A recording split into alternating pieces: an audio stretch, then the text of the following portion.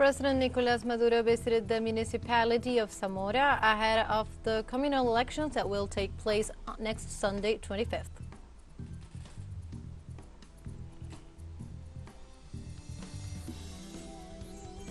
U.S. Vice President Kamala Harris formally accepted her official nomination as the Democratic Party's presidential candidate for the November election.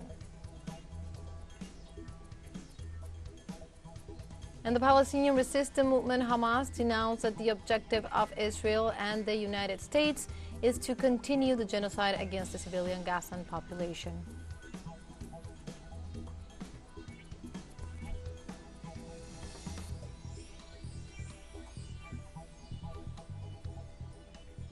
Hello and welcome to From the South. My name is Belén de los Santos. I'm from the teleSUR studios in Havana, Cuba. We begin with the news. President Nicolas Maduro visited the municipality of Zamora in the state of Miranda as part of the National People's Consultation 2024 to be held next Sunday, August 25th.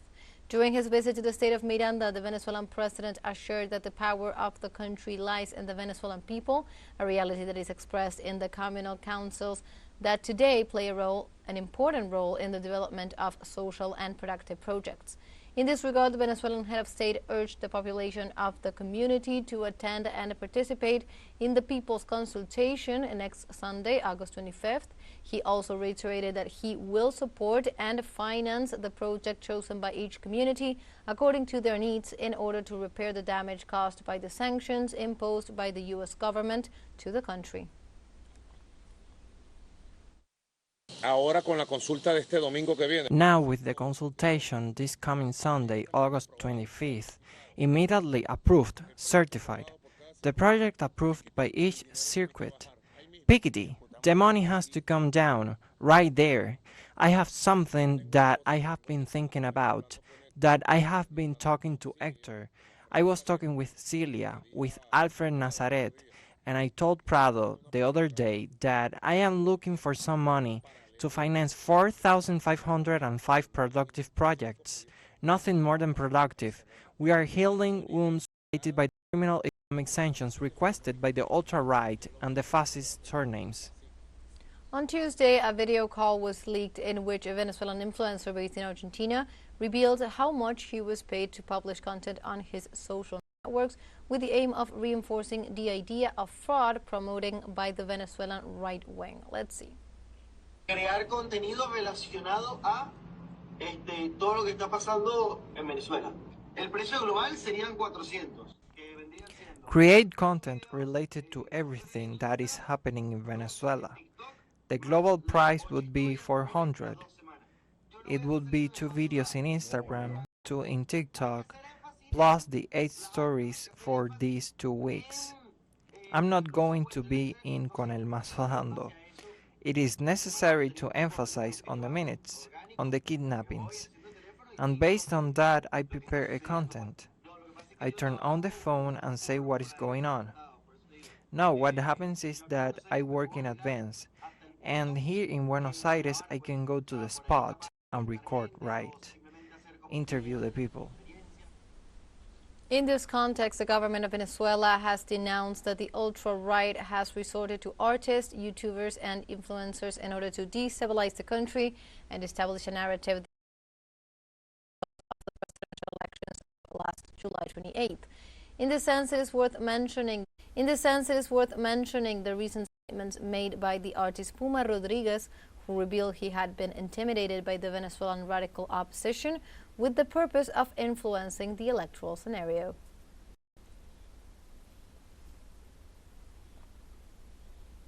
And the entrepreneurial sector in Venezuela is growing and driving the country's economy, which is reinventing itself to move forward. More details in the following story by our correspondent Gladys Quesada. For almost 2 years, Gabriela has been occupying this busy corner of the Candelaria sector in downtown Caracas. In this 4-meter by 2-meter truck, her beauty truck Gabis, she placed 2 manicure chairs and a hairdresser's stand and set out on her own. From necessity, inventiveness was born. It took me a while to convince my husband of the idea. But in the end, I convinced him and he helped me to execute it.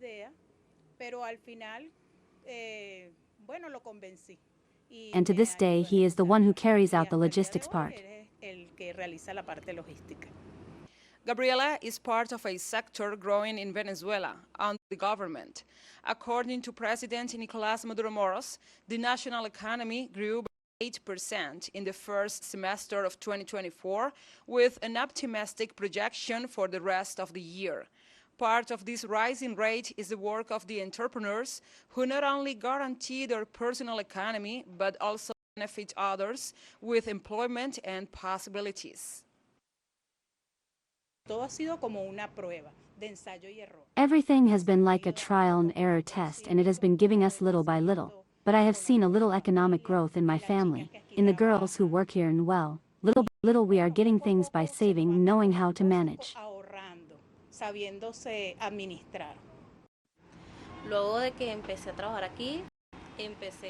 After I started working here, I began to have economic growth with the number of clients that come to me. I was able to raise enough money to buy my motorcycle, buy some things for my house. In addition to her 20 years of experience in the beauty industry, Gabriela has a degree in administration from the Francisco de Miranda University and has added to her salon skills digital marketing, social networks, and new communication trends.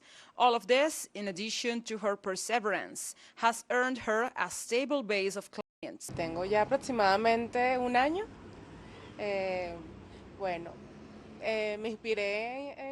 I have already been here for about a year, and I started to enjoy the services of this cable truck because I was going to the supermarket one day to do my shopping with my sister.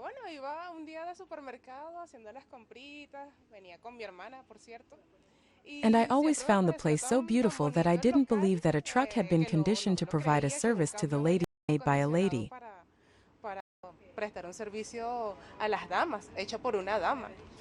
As of August, 1,450,000 entrepreneurs are registered, while the authorities project that the figure will reach 3 or 4 million entrepreneurs.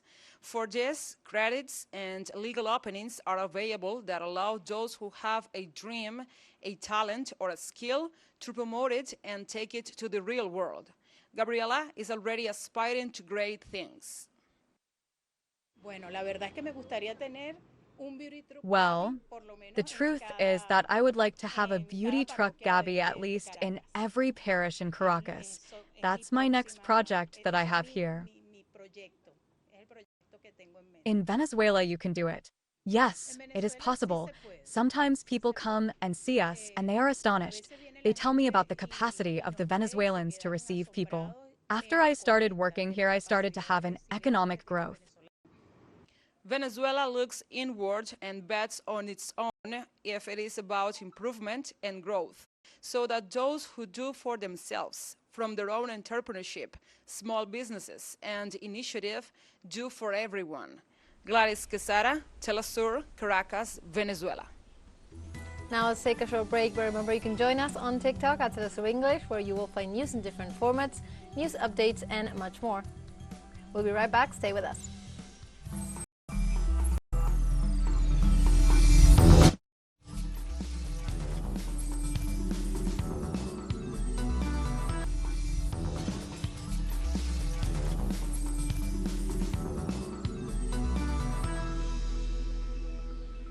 Welcome back from the South.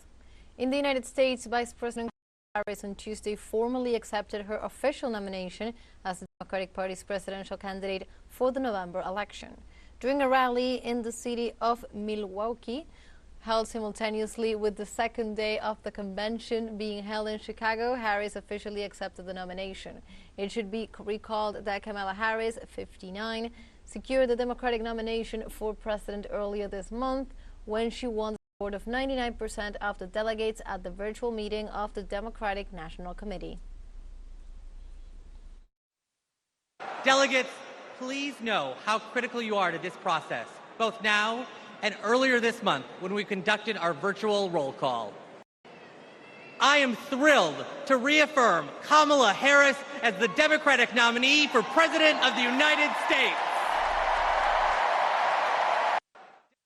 This is not just about us versus Donald Trump. This is about two very different visions for our nation. One, ours, focused on the future.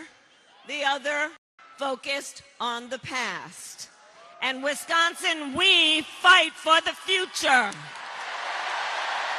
We fight for the future. And meanwhile, outside the Democratic Convention in Chicago, dozens of pro-Palestinian protesters clashed with police officers on Tuesday. During the clashes, American flags were seen burning, while chants of Free Palestine were chanted in front of the Israeli consulate, located near the United Center site of the convention. Protesters attempted to break through a barrier of riot police in front of the building that houses the consulate, and several videos posted on networks showed how the officers responded using force. As the demonstrators drew to a close, several protesters were arrested by U.S. authorities, prompting dozens of demonstrators to charge a police line near the Israeli consulate.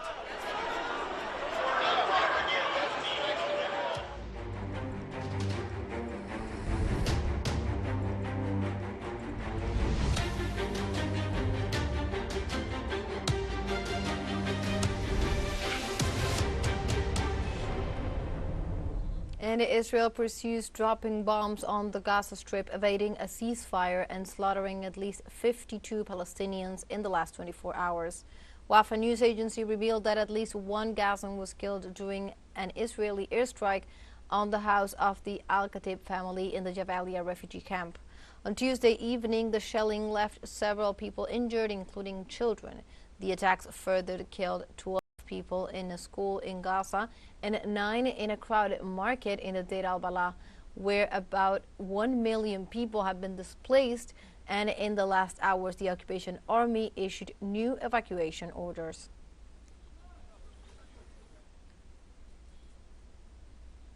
And in this context, the Palestinian resistance movement Hamas denounced that the objective of Israel and the United States is to continue the genocide against the civilian population of the Gaza Strip. The high official of the Palestinian movement, Osama Hamdan, said he agreed with the proposal presented by the U.S. President Joe Biden, but assured that they didn't manage to convince the Israeli Prime Minister Benjamin Netanyahu. He also warned that the Israelis have left aside the important issues of Washington plan and are not willing to accept it. On the other hand, Hamdan emphasized that any agreement must include 5 basic issues, starting with the end of the aggression, the withdrawal of Israeli forces, and the reconstruction of the Gaza Strip.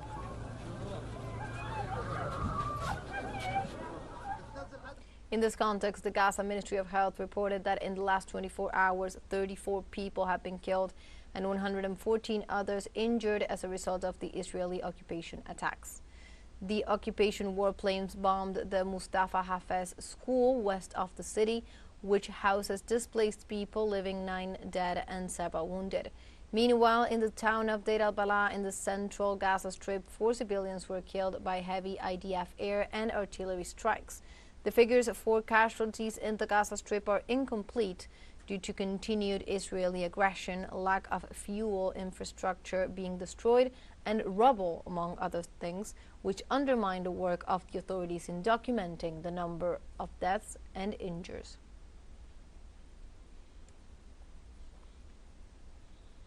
We have a second short break coming up, but before we invite you to visit our YouTube channel at teleSUR English, there you will be able to rewatch our interviews, top stories, special broadcastings, and more.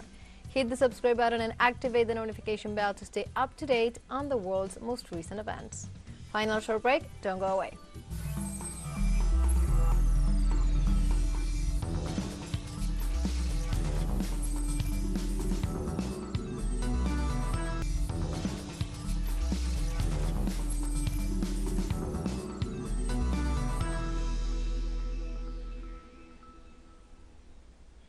Welcome back to From the South.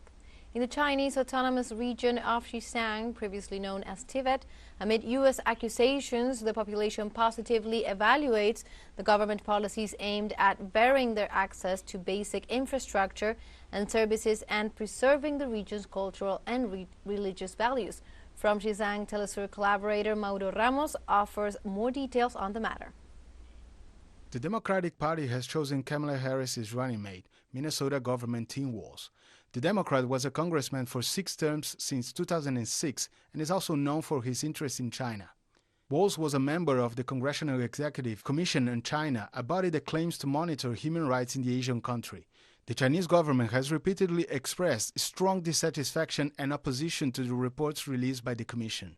China also has just taken countermeasures on Congressman Jim McGovern, a member of the Commission and a very close ally of Tim Walz. Because of his actions meddling in China's internal affairs, McGovern will be banned from doing business or traveling to China. In recent years, Walz and McGovern have focused on reporting alleged human rights abuses in Xizang, known as Tibet in the West. We were invited to be part of a delegation to visit Xizang firsthand. We spoke with peasants, teachers, and monks from different cities in the autonomous region. As a Tibetan, I can mention 2 significant actions that the Communist Party of China took in Xizang. Politically, the party freed millions of serfs, granting them freedom. Economically, by 2019, all 74 impoverished counties in Tibet had been lifted out of poverty. Now, we are entering a phase of rural revitalization. May marked 73 years since the peaceful liberation of Xizang. At that time, aristocrats, local officials, and high-ranking lamas in monasteries who represented only about 5% of the Tibetan population owned almost all of the region's wealth. The other 95% were feudal serfs and enslaved people. By 2019, 628,000 people had been lifted out of absolute poverty in the 74 counties mentioned by Yang Zong. Part of the policies focused on relocating families from places that are difficult to access and without basic infrastructure or services. Tsi Wang Pintuo, a resident of Siga village, was one of the relocated Tibetans. We come from a small village in Medj County, Nyingki. It used to take 5 or 6 days to walk from our village to the county town. Sometimes when we went to Bohm County to buy things, we had to carry everything, whether big or small, on our backs. In our hometown, the most common means of transportation to cross the Yarlung Zangbo River was the iron rope. So, it was obviously difficult to send children to school and for the elderly to see the doctor. It is fair to say that our quality of life was low. With the help of the country and the government, we moved to our current home in 2003. In addition to the different commissions in the U.S. Congress, Human Rights Watch is another U.S. entity that negatively evaluates these policies in Xizang. In different reports, the organization claims that the relocations were forced and that the Tibetan language and culture have been repressed, although the Xizang Autonomous Region has a bilingual education system in Mandarin and Tibetan. Wang Dui is a primary school teacher. He talks about the education offered in schools in the region. We are committed to preserving and transmitting our culture. In our classes, each teacher incorporates this tradition into their classes, sharing knowledge with everyone. Whether it is about passing on tradition or learning about it, our goal is to pass this content on to our students so they can better preserve it in the future. Long Duo has been teaching Tibetan for 24 years. He states that in addition to the language, the teaching of Tibetan calligraphy in schools is being increasingly prioritized. In the past, we did not have convenient transportation like today. The road we used to use to go to school was difficult to walk on. In the past, we needed ink and paper to practice Tibetan calligraphy, but we didn't have it, so we had to follow tradition and write on wooden tablets. But now students have good quality paper and ink. They are very lucky. Human Rights Watch also accuses China of restricting religious freedom in Xizang. Buddhism is one of the main religions practiced in China, along with Taoism, Islam, Catholicism, and Protestantism. Although the state is secular, there are policies to support monasteries and monks due to the cultural and historical value of Tibetan Buddhism, which is the second largest branch of this religion in the country. Dongzhu, guide at the Changzhou Temple, explains this policy. The government takes care of our monks in various aspects, such as medical care and social security. For example, all temples in Xiyang, including Changyu Temple, offer a free annual medical checkup for monks. The checkup results are kept in the monks' personal records. Our temple's main source of income comes from our small tea shop and the sale of items such as butter lamps, barley lamps, and katas, all made by the temple itself. These sources of income are usually enough to support each monk. Barker Street and Jokan Temple are in the center of the old city of Lhasa, the capital of Xizang. The temple is under state protection and became a UNESCO World Cultural Heritage Site in 2000. More than 90% of the population of Xizang is Tibetan Buddhist. The Jokan Temple was built over 1,300 years ago, and the temple receives up to 80,000 people a day on special dates for Tibetan Buddhism. With the country's strong support, transportation and economy here are relatively developed compared to before, and there are many more tourists and worshippers than before. As the internal staff of Yokong Temple, we monks must maintain and protect this world cultural heritage, make our own efforts to pass it on to the next generation, and strengthen our research on religious knowledge. And in other news, in Iran, a bus carrying Shiite pilgrims from Pakistan to Iraq crashed on Tuesday evening, claiming at least 28 lives. According to authorities, the vehicle got overturned and caught fire on the outskirts of the Taft city, where 51 pilgrims aboard. In addition to the 28 fatalities, another 23 were injured in the accident, 14 under serious health conditions. The Pakistani pilgrims were crossing over Iran to reach Karbala, Iraq, in order to attend the annual Arbaeen March to mark the 40 days since the death of Imam Hussein, one of the most significant dates for the Shia Islam.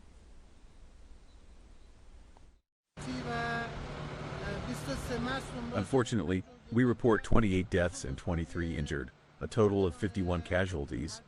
The bus was carrying Pakistani pilgrims on their way from Pakistan to Iraq for Arbaeen rituals. It went off the road in Deshir County, Taft City, Yazd province due to lack of control of the vehicle driver, unfamiliarity with the road, high speed, and technical problems. And like this, we have come to the end of this news brief. You can find these and many other stories on our website at telesurenglish.net, and also join us on social media. We are on Facebook, X, Instagram, Telegram, and also on TikTok. For TeleSUR English, my name is Velinda Santos. Thank you for watching.